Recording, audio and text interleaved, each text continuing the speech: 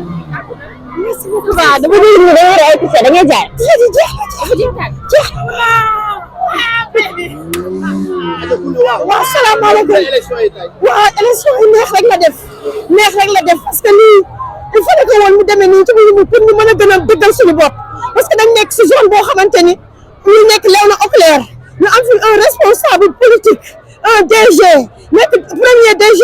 université ñu jëlee ko fa yóbbu ko FERA mu am une bande bu nekk auprès de lui soo amee nit soo ñëwee sax ñu buux la génnee la ñooy buum ñooy bummi politique papa yaay doom la ñuy politique suñu doom yi am ay diplôme kenn du liggéey suñu yaay yi sonn xale yi jàng yore seen maîtrise kenn mënul liggéey kon bi ñoom ñooy buum ñooy bummi suñu koñ yi canal yaa ngi ñuy yàqu ñun ñooy jël ñun ñooy dajale